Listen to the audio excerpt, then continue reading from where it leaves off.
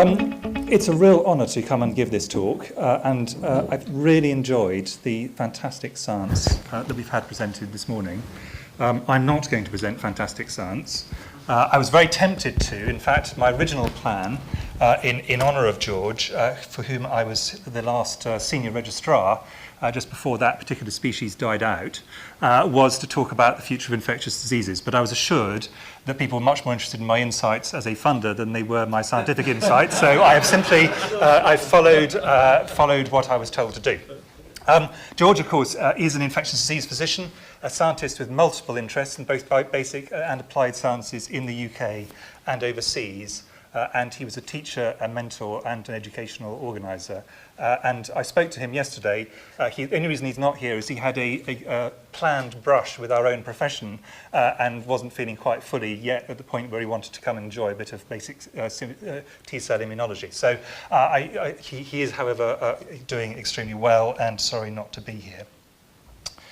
So I'm going to set myself in this talk a pretty simple question, which is, in my view, the key question for a funder of applied and translational research. It is not, in my view, a question for funders of basic research, where I do not think it's, as I'll come on to, a relevant question. We should clearly celebrate and continue to fund areas of science that are going well. And in my view, funders' jobs in those areas is simply to recognise them, provide a good, fair, level playing field, try and extract some money from somewhere, and then provide it through a system. That, where things are going well, that is the right thing to do. Directed funding, where there's success, does not help at all and often harms.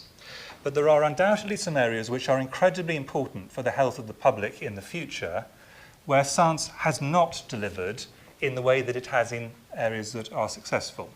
And yet it could. Some of these areas science can't deliver at all, fine. But there are many of them it has not delivered and could deliver. And for people like me, that is really the key question, is to identify those areas and then to work out what to do about them. And the problem basically is that able people do not tend to go into stagnating areas. That is just a practical reality. And funders tend not to fund stagnating areas either. We all tend to jump on the bandwagon of where it's going well. And we hide that by saying we just fund the best. Well, we just fund the best means we just fund what is going well now, and inevitably means things that are going badly now will continue to go badly. So what I think we need to think about are those areas of science where things are not going as well as they could. And then we need to work out what to do about them, and I'm not going to go through these. It'll depend on the field, to be honest. The one answer which we should not do is fund a weak field. Just tipping money into a field that's failing doesn't actually solve a problem. But we may need to do active things to move people in from other fields by attracting them in. We can dangle carrots with money. We can occasionally even use sticks, but that doesn't usually work very well. And build from the bottom. So try and attract in very bright people early in their careers who have a career in which to transform the field. So there are various things we can do to try and invigorate fields that are failing. Now, I think about this, obviously, as someone who's responsible for NIHR. NIHR, for practical purposes, is one of the 4 big pillars of public funding in the UK. It's the largest, but not by a huge amount. So there's NIHR, which funds for the government the translational applied research, MRC, which tends to fund the basic research, the Wellcome Trust, which is clearly a foundation and funds both, but with a bit more of an emphasis towards the more basic, and then the charities, which vary in what they do.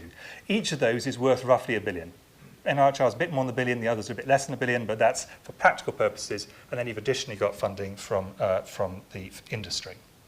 So I'm interested at the more applied end, but clearly NIHR does do work in the translational space. And for the reasons I've just given, my view on that area is we should just put out good calls with good panels and then let the market sort it out. The mechanisms, for example, of BRCs have worked incredibly well. I see no reason to change them. They appear to do a good job where they are. There are a number of other things which are working. My view is we should just let them continue to succeed. I think we can in the UK feel very proud of what we do in the clinical and applied sciences. This is just an analysis we did last year, looking at 6 months' worth of the top, what I would rather subjectively call the top 6 clinical journals: New England Journal, Lancet, BMJ, JAMA, PLOS Medicine, and so on. And what you find, if you look at that, is if you combine MRC and NIHR spending, which is around £2 billion a year, we get as many papers into those journals as the NIH, which has a spend which is over 20 times that amount. So this is an astonishing illustration of the strength of the UK in clinical and applied science. Clearly, the ratio, because it's clinical and applied, is more heavily for NIHR-funded studies than MRC. Were this to be basic science, looking at cell, looking at nature, the ratios would reverse. But if you look overall, British science is incredibly strong, and many of the people in the audiences contribute very heavily to that. Now, all of us are subject to pressures from outside. Jeremy Farrar has to answer to a board of governors who are usually rational, but he has to make a case. Fiona Watt will have to answer to her board of the Medical Research Council. I have a slightly different set of problems because I answer to ministers. And many people think, well, that must be terrible. Actually, ministers are, in my view, surprisingly good at channeling what we could loosely term the wisdom of crowds. So they respond to their postbags, and their postbags tend to respond to where things are going badly. So if you look at the things in the last year, for example, where ministers have said to me, we're not doing enough in this, what are we going to do about it? This is the list: mental health, brain tumours, prostate cancer, dementia, and meningitis. The only one where I actually disagreed with them was on prostate cancer, where I thought we should be doing a lot because it's a very important issue, but actually there's a lot of forward movement in those fields. If you look at mental health and brain tumours, they're right. These are areas which have moved incredibly slowly relative to the public health needs. So I think people shouldn't think that just because we're under political control, that's a bad thing. I think it has some really quite significant advantages. Now, clearly the background to all of this is what is happening to health, because health has to be forward-looking. The kind of science we are talking about today, very little of it will have an impact on the field clinically in any serious way for at least 20 years.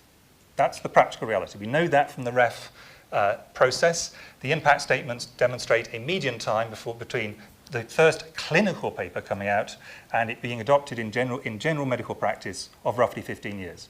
So if you work backwards from that, 20 years seems to me a pretty reasonable way to look. So it's important to look at where we are going. The first thing is that despite what you might read in the headlines, there is a lot of variability by condition and by geography and by socioeconomic group, but broadly, mortality trends have continued to trend downwards. And they have, in particular, tended to trend downwards in particular conditions. They're not trending downwards now in the 90s. I'll show that in a bit more detail in a second, those who are older, but they are definitely trending downwards still in those who are aged under 75 and probably those between 75 and 90. And these are the data to back that up. This is the change in mortality. These are the latest ONS data. And what you can see is a very substantial 35% reduction if we're talking about people under the age of 75, and a very, very small, though non-zero, reduction in those over 90. Now, what this means in reality is that the model which many physicians have in their heads of a bell curve of mortality steadily stretching to the right is incorrect. What is actually happening is a highly skewed distribution of mortality coming more and more skewed. That is practically what is happening and what we have to respond to. And you all know this, but making an obvious point, the single biggest trend has been circulatory disease in the light blue line, but there is a steady downward trend, and I'm pretty confident we will all agree that we're going to see steady downward trends, for example, in cancer over the next 20 years. So we kind of know where we're heading by disease type.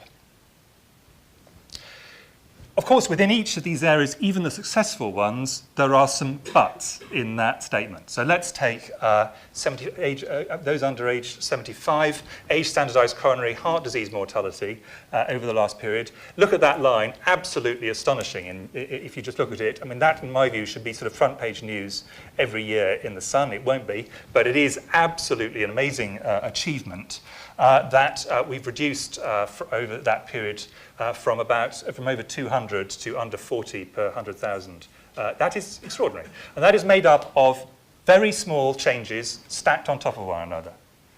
If you, some of them are public health, reductions in smoking. Some of them are medically introduced public health, statins, for example. Some of it is curative, secondary prevention and curative prevention. But if you put those together, the effect has been astonishing. That is something to celebrate. The buts on this are, this is now levelling off, if you look at the graph at the end. And secondly, there are some areas, for example, arrhythmias, where I think the rate of progress has been a lot slower, and we have to be frank about that. Stroke, same thing. Astonishing improvements. These are the men, women, and both. Extraordinary achievement. Not all of it deliberate, actually. A lot of this is kind of accidentally as a result of what we've done for heart disease, but the main thing is things have got better. But there are some buts in this. Let's take stroke. Two of the buts, in my view, are stroke incidence has gone down, fantastic. Stroke mortality has gone down, fantastic. But stroke prevalence, unsurprisingly, has gone up.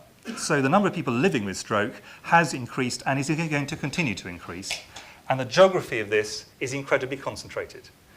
We have in London, for reasons I don't fully understand, put our stroke units there, and there. And that's not where stroke is. Stroke is gradually moving out as cities get younger. So we need to think, where is this burden of disease going to be, and what can we as scientists do to improve it?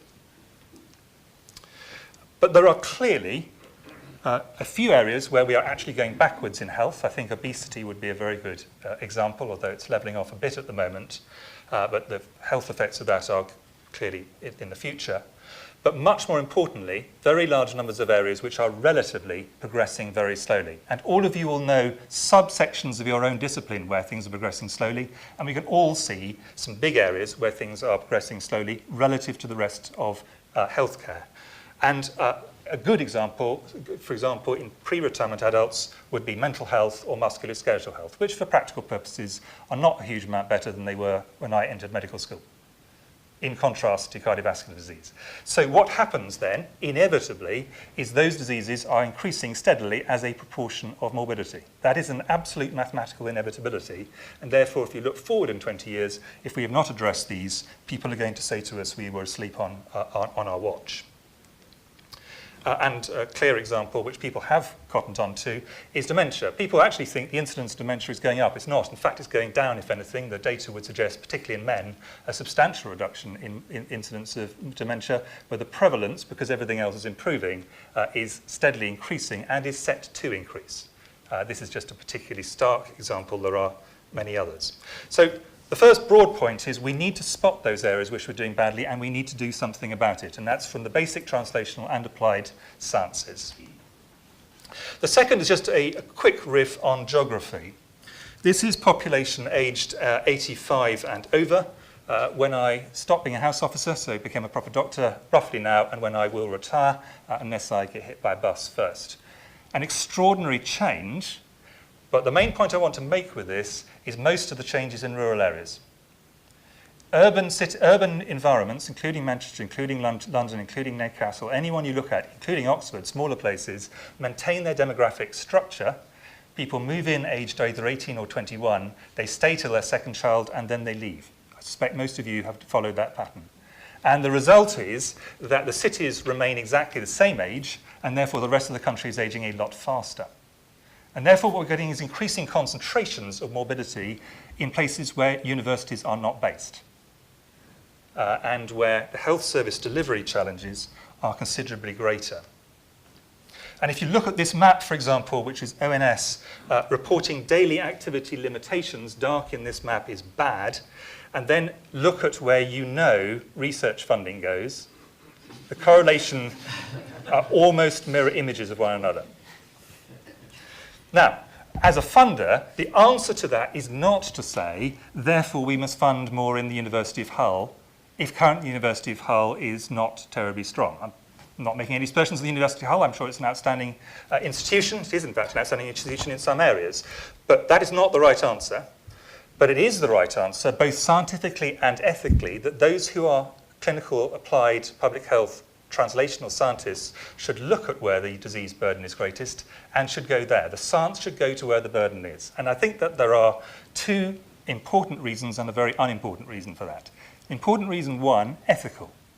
If we believe, which we all do, that being in clinical studies, being in any kind of research is good for you, and the evidence on that is overwhelmingly clear, then having a situation where your postcode determines can you be in research doesn't seem terribly fair. Just on pure fairness grounds, this does not seem the right answer. But there are also good scientific reasons, partly to do with generalizability. You ought to be doing things in the way the population is most typical. And secondly, actually, it's a lot easier to do a study where the incidence is much higher. You can get your numbers much more quickly.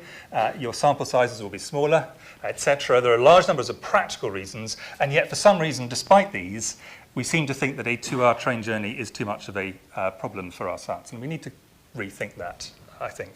The very small print one is, if you look at this map and imagine there was a change of government, where are the constituencies of the people who will be funding research in the future? They are where the burden of disease is. So I have a political problem on top, but I want to be clear that's not the driver. I'm just making that as a practical fact, and that we need to think that through a bit as a group. And of course, the same is true for different disease types, which are again heavily concentrated very often. I've chosen here to highlight UK migrant populations, so those who've got the genetic structures of migrant populations are heavily concentrated in bits of the country. We should think about that in our study design. I'm always amazed by how few studies that I see going through when I'm being a peer referee don't think through these kind of quite practical issues.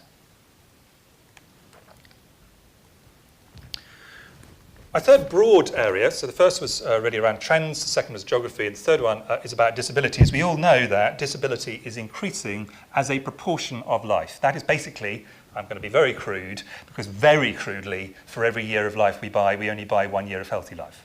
Varies by many different things, but that, as a proxy, that'll do, and it's pretty true everywhere. This is from the Global Burden of Disease study. I could have chosen others which make this point. I think the more important point, and this is a scientific point I think we are failing with not just a bit, but really badly, is on multimorbidity. The future of health is the future of people with either no morbidity or multiple morbidities. Yet science is optimized to be able to deal with single diseases. And the outstanding science we had this morning was optimized for single disease science. That is if you think about all the presentations we've had, that is the way we think. And we think very linearly, and we're now very good at bench to bedside, but forget the fact that actually increasingly the burden of disease is going to be in people who have got multiple other conditions. Now that is a point that I think most people have realized. It varies by age, clearly. Age is the biggest predictor. It also varies by socioeconomic status. Again, everybody, I hope, in this audience knows this. If not, they should resign from the Association of Physicians.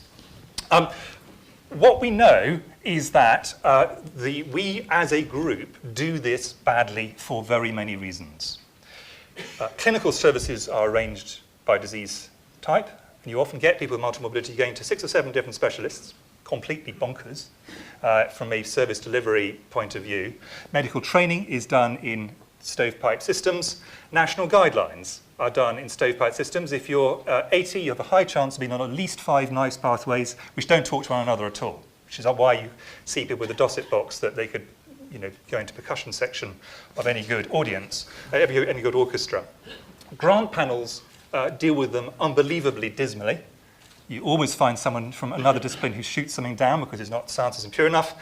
Academic departments don't appoint people or promote them because they work in multimorbidity, and peer-reviewed journals don't publish them. So that's a pretty long litany of things that we are doing badly for what is going to be the biggest growing area of science. We've got to sort this out. We can't simply say, well, that's the way it is. That is not an acceptable answer. So we do have to take this reasonably seriously.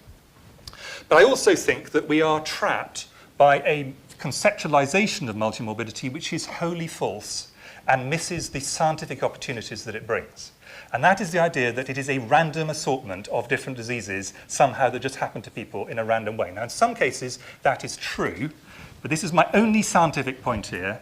In the great majority of cases, there will be a clustering of diseases in individuals which we have not recognized. We recognize a few of them, the clustering around smoking, the clustering around diabetes, the clustering around certain ethnic groups, because the signal is so big that even a clinician who only sees a few patients a week can spot that these things are coming together.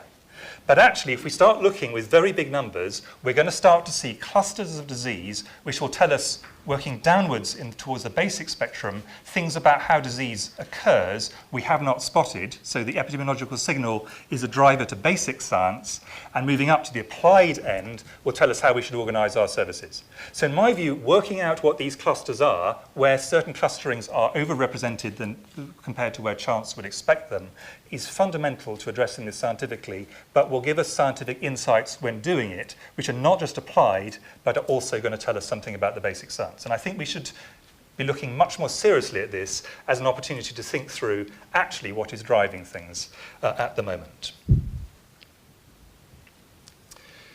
Two final sections. The first one is I am the Chief Scientific Advisor of the Department of Health. I do have to think about actually how do we translate things into practical reality. Here is a practical reality. Total health spend in the UK has on average gone up by 4% a year, and GNI has on average gone up by 2% a year. You do not need to be an epidemiologist to work out that that mathematics is not going to work. We have to do something about this. And I do think the scientific community, like the clinical community, have got themselves into a place which says this is all due to aging. That is only a very small proportion of this change. Let me just demonstrate this with one graph. I could show very many others. This is outpatient attendances increase over a year. On average, outpatient attendances are increasing between 6 and 7% a year. That's compounding up year on year and have been for about 20 years. We are not getting 6 or 7% improvement in health from that, but the point I want to make here is that increase is completely unrelated to age. So that increase is in every single age group equally, despite the fact that people aged 16 to 60 are probably the healthiest group that have ever lived. That is not scientifically rational, and we need to work out what we can do about it, because basically, otherwise, all the science we're doing is going to go absolutely nowhere because of the cost issues that are going to break the system. We do need to think this through. Finally, NIHR never used to do international development stuff, but it now has got some ODA money and works closely with DFID and with the Wellcome Trust and the MRC, all of which have very major programs. So I just wanted to make 2 points on international development. I could make very many. It is, as it happens, my own intellectual background. The first of which is just to celebrate the extraordinary improvement in child and maternal health that has occurred over the last 20 years. It is the greatest improvement on health ever seen at any point in terms of its speed and scale. And the result of this is that we can look forward with some confidence to a situation already where the great majority of African and Asian countries have a better health for children now than we did in the UK when the NHS was formed. And that improvement is extraordinarily rapidly improving. As a result of that, the fertility rates are going down, and as a result of that, the globe is stabilizing. The number of good things that come out of this, the list just goes on. We must remember, though, the first thing is, what that means is the burden of disease is shifting to the right. Young adults are not dying, but that does mean the burden of older adults dying in developing countries is increasing. We need to take that seriously and change our funding approaches to take account of that. But, very importantly, not forget, we have not finished the job with children and pregnant women. And depressingly, in the disease that I've spent most of my life in, which has been improved in terms of mortality by about 70% in most places I've worked over the last 15 years, has now started to flatten out. And I think there's a bunch of extra things we're going to have to do. This is not a done deal yet. But I wanted to make a slightly wider point about this, which is about how the health is globalizing. This is a very well-known, I suspect many of you have seen it, things from the late Hans Rosling, one of the great communicators of epidemiology and statistics. His general point is, firstly, that things are steadily improving, so all of these African countries here have a mortality rate that's roughly the same as the NHS when the UK was when the NHS started. That's amazing. And secondly, he likes to make the point rightly that income predicts health. I'd like to make a slightly different point. All of these group in the middle will rapidly, within 20 years, be roughly at the top right-hand quartile of this graph. And the result is they're going to have roughly the same diseases that we have in the UK. Cardiovascular disease, cancer, the rheumatological diseases, all the things that people have been talking about today. What is going to make it very difficult to translate science into practical things in many of the areas we've talked about is the cost of goods, the cost of drugs, has now become extraordinary. So very many of the drugs, for example, that have come out of basic science, very good drugs, the drug companies are working on the assumption they will be able to charge about $250,000 per person per year for life, and that the market will bear that. That is clearly not going to happen. Now, we can do one of three things. We can stop doing science, not a good idea. We can say to the drug companies, don't make a profit, not a good idea. They will just exit the market. Or we can say you can make a profit in another way. And the way to make a profit is to broaden out their market from about 6 small countries, plus the USA, to the whole world. And there is an example that's happening just at the moment, which I think is a very good example about how we should be thinking about this, and there's a science point at the end of this, and that is hepatitis C. The great burden of hepatitis C is not in the very wealthy countries, yet the recent hepatitis C drugs have been priced as if you only had to give them to a small number of people in a small number of countries. Broaden out the market, and a company can make the same amount of profit on a much smaller cost, and they can actually de-risk their investment because they're across a much bigger area. And we need to get, when we're talking to the pharmaceutical industry about new drugs, them to think, and us to think scientifically, this is not just a problem for the developed world, this should be a problem for the whole world, and then everyone wins. More people get drugs, drug companies get profits, everybody, we can afford it in the NHS. So we need to think of the world as a global problem rather than as a rich, middle, and low-income problem. If we continue to think about it in that segmented way, we're missing a huge operational and scientific trick. So I would encourage people, when they're thinking about their science, not just to think about Hull, though I would like them to think about Hull, but also to think about India and Indonesia. So a few areas we, as researchers in society, need to think through, and we need to end up with a broad consensus. The first is, how do we tackle areas which are going relatively slowly, such as mental health? We all know what they are. We need to find out a way of doing that. Secondly, we must identify and then address the clusters of disease currently, and I think unhelpfully, called multimorbidity. And this will require a considerable rethink of medical science over time, in my view, both scientifically and organisationally.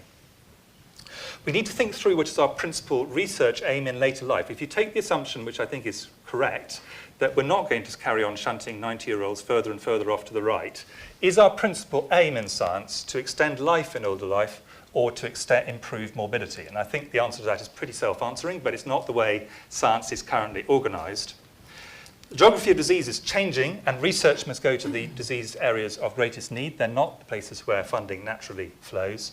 And we need to think, when tackling the future needs of the developing world, about how to do that, many of which will be in the non-communicable diseases, whilst not losing sight of the fact that we have not finished the job on child health and maternal health, where a number of serious problems exist. So a few of the challenges for us as a community, I'm very confident we can rise to them. Thank you very much.